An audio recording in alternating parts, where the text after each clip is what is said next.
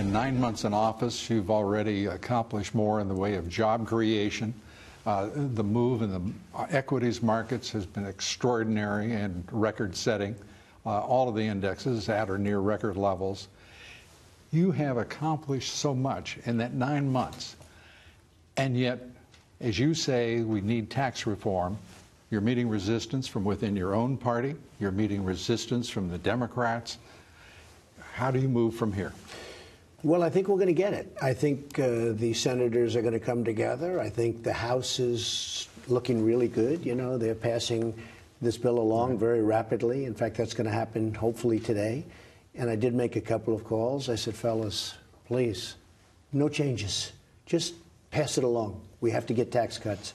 And just pass it along. Now, normally they want to make their 15 points or their 20 points, and then it has to go back and has to be revoted and everything else.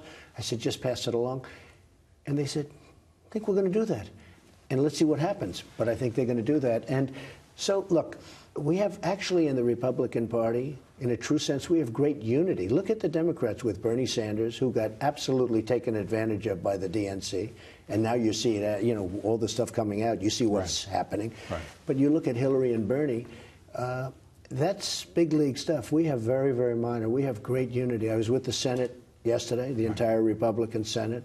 And other than two people, I tell you, there was a lot of love in that room. A lot of love and a lot to get done. A lot to get done. Yeah. And tax reform is critical because of what you have established as the standard now for economic growth under the Trump presidency. Tax reform is going to be absolutely critical to driving that growth, job creation, and bringing capital back, which you've been talking about for 2 years before you were elected. For many years. Absolutely. Hey, for many years, people. So where do we go in terms of capital repatriation for corporate America? How do you incentivize corporations to get back to America with all of that money for investment in jobs, plant, equipment, research and development? So we have many things. Number one, we're bringing the corporate rate down to 20% from 35%. That's a massive. This will be the biggest tax cut in history, in the history of our country, and that's great. And we need it because right now our country is about the highest taxed, or certainly one of the highest taxed in the world, and we can't have that. So we're going to have a country that's toward the lower end. I can't say it's the lowest. You know, Ireland is going now lower, and others are going lower. They played the game a lot better than our people have played the game, I can tell you that. But we're going to have a country that's going to have tax incentive now, and we are going to bring back, you know, I've been talking, and I even heard you say it not so long ago, $2.5 trillion, but you and I have both been using that number for years. A conservative that number is much higher now because it's, you know, built up over the years. And I would be surprised if it weren't close to $4 trillion. That money's coming back. And nobody would bring it back now because the tax is so astronomical, they'd have to be desperate to bring it back. I mean, any company that would bring it back and pay the tax that they'd have to pay, which probably ends up being close to 40%, who's going to pay that to bring money back in? So what they do is they leave the money in these other places and other countries, and they spend it there, and they create a lot of additional wealth there. We want the money coming back here. But it could be $4 trillion, and what we're doing is substantially lowering the tax. And we're also getting rid of all of the bureaucratic hurdles. It wasn't just a tax. I have friends that want to bring money back. The amount of work they have to do to get the approval to bring the money back is absolutely ridiculous. So that's going away also. And the middle class, you say this is for the middle class and small business, and the pass-through rates are all very attractive. What do you expect the impact to be for working men and women, the middle class, those who aspire to be in the middle class? You know, we've done so well, pretty much record-setting, certainly record-setting for 9 months in so many different ways, 9 months of a presidency. But you look at the market, how well it's doing.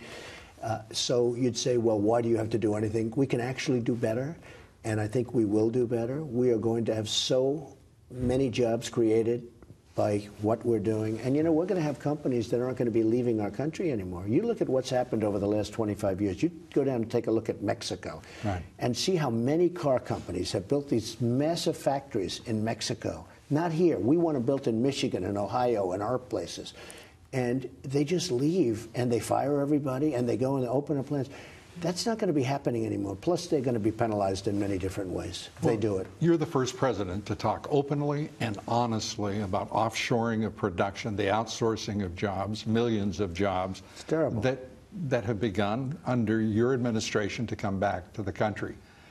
The idea that made in America, buy in America, hire in America, how likely is it that that can actually be realized with a business community that has fought those on the wrong side of those issues for a very long time? Well, you're right, and it's surprising to me. For instance, NAFTA is a horrible agreement, one of the worst trade deals ever. It's just one of the worst, although TPP, which I terminated before it got signed, before it got finished, someday, hopefully, people will be thanking. That would have been one of the great disasters of all times in terms of trade.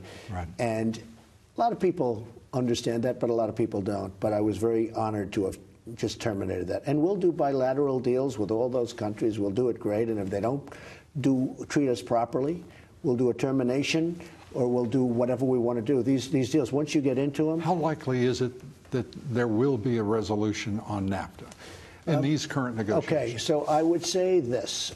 In order to have a resolution, because right now Mexico and Canada have such a great deal, it's so good that it's very hard for them to get used to the fact that it can't be that way anymore. And as you know, Mexico has an election coming up, and they have a number of people that are running, and they're very pro-Mexico, which is, in fact, they wear a hat, a green hat that says "Make Mexico Great Again." They call them the Donald Trump of politics. They have a couple of them, actually. And it's very hard. I said, you negotiate. I tell my people, I say, right now, it's going to be very hard. And in my opinion, in order to make a fair deal with NAFTA, you have to terminate the deal, and you have to see where you're going to come. And we'll come out. But I think you have to give them, to make a fair deal and a great deal, and you see what's going on. We're being very tough, and we're being very fair. But we have to get back a lot. What's happened to this country with NAFTA is unbelievable. The jobs that have been taken, the factories that are moving out of Michigan, out of Ohio, out of Pennsylvania, out of our states is incredible. So what are the chances? I think the chances ultimately are good. But right now, I think my people are going to have to get tougher. And I told them that. So as you look at an agreement that has, by the most conservative estimates, cost the United States $1 trillion over the course of the past 23 years since its inception. Well, look at it a different way. Okay. We have a trade deficit with Mexico. Right. Mexico's wonderful. But we have a trade deficit with Mexico of $71 billion a year. This is Mexico. We're not talking about China, which is much worse. Right. We have a trade deficit right now with Mexico of 71 billion. People can't believe it. We have trade deficits. Well, we have trade deficits with almost everybody. But we're changing that. When you focus first on free trade, people, oh my gosh, he's talking like an isolationist, a protectionist. And then they started looking at the numbers to see that we are, amongst all of our trading partners, that this country is the only one who said, please take what you want. We don't have to have a mature, intelligent relationship with you. We don't have to have balanced trade. Every other major partner does precisely that.